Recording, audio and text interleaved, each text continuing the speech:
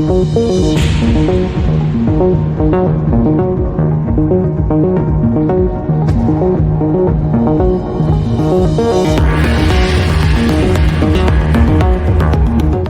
welcome to my channel, Hanson Custom Creations. My name's Scott. What I'm going to be doing on my channel is 3D printing some projects, helmets, swords. I'm going to go over where I started with all this stuff. In the year 2017, roughly, maybe 2016, my dad had bought a 3D printer and he started printing stuff. He had an Ender 3, and the first cool thing I thought he printed was a Groot, a flower pot. Asked him for one, didn't get one. So then asked him again, someone else got one. He printed a couple of them, and then I never got one, and I really wanted a DeLorean from Back to the Future. Didn't end up printing it. So what I did was I ended up buying my own 3D printer and started printing stuff. Here we are. This is a Sidewinder X1 from Artillery. FDM printer, right? Can show you some things on it other than this helmet. There she is, bed slinger. I have currently 2 of these. I'm going to be ordering a third one, which is the X2. These printers are very reliable. A lot of people in the community have a problem with these ribbon cables. They fail a lot, especially the one that goes across the gantry like that. At the pins here, they're really fragile. They burn up and always cause a problem. Failed prints, and especially this heated bed. You see the wires.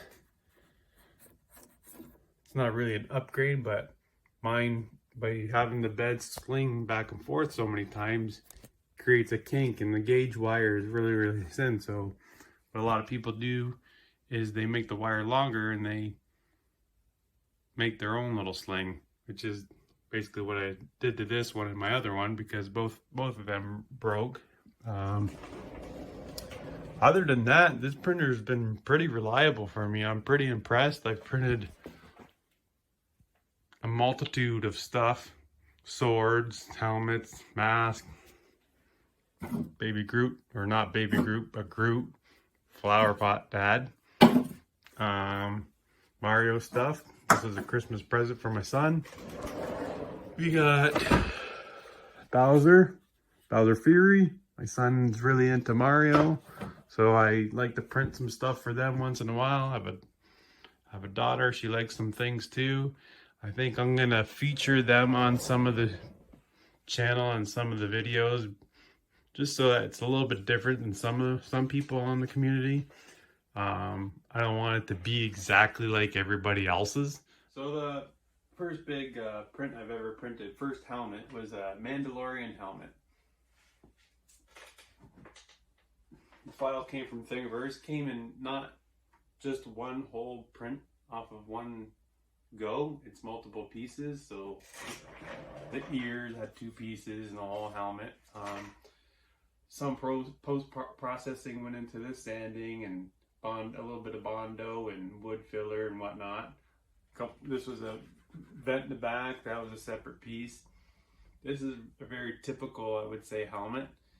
I used graphite powder to make shine to it.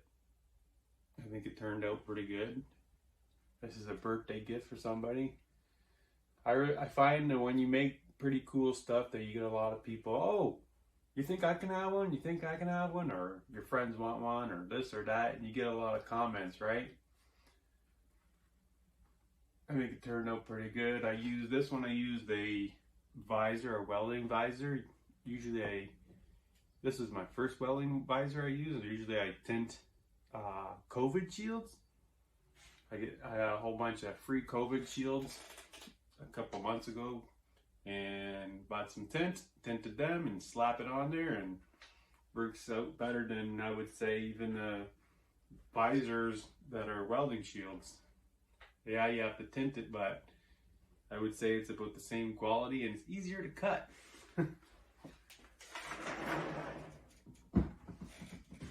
This is another Mando helmet from the Mandalorian. This is the what's the chick's name that makes the armor? Armorsmith? I don't know. This one I scaled wrong. I didn't really look at the scale. I thought, oh yeah, it'll fit, which it does fit, but only so far, because these cheeks in here, these cheeks come out really far, and then they hit my cheeks, and I'd have to bend it and break it to put it on my head. But this is a woman's typical helmet, or kids. My wife can wear this one. Has the horns. It was actually a failed print on my TikTok. Right in the middle, I think it got cut. So what I did, I PLA welded it and glued it, sanded it, and then see the texture on there? I used Flex Seal? Yeah, Flex Seal. I used Flex Seal, lightly sprayed it, and then I weathered it a little bit, and bam, you can't see no mark, you can't see no line there, right? I think it turned out pretty awesome for being a failed print and split in half.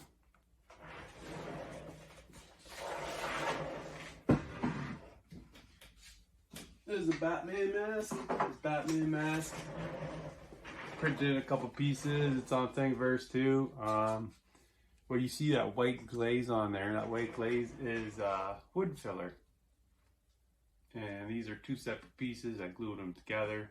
It's not done yet. This is an ongoing process. I find a lot of people, when you have a 3D printer, that a lot of projects don't get finished, or they take a lot longer to get finished, and you get fatigued probably when you're starting a project and you want to go on to another thing. And yeah, I think you kind of need to do that, because you get too involved in one thing and then you just lose focus, and then when you start a new project you can get focused back on the old project and sometimes finish it better. And that's what this is. And the sword up here. This is my first sword.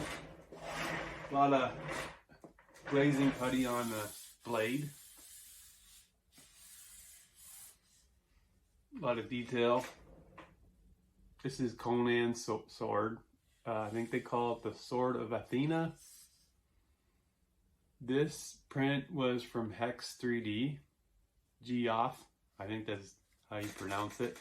I'm part of the Patreon there, and he has some crazy stuff, some crazy cool files with lots of detail. That's another thing about 3D printing. There's the community is like, you can't compare it to any. Everybody's positive. Everybody helps each other out.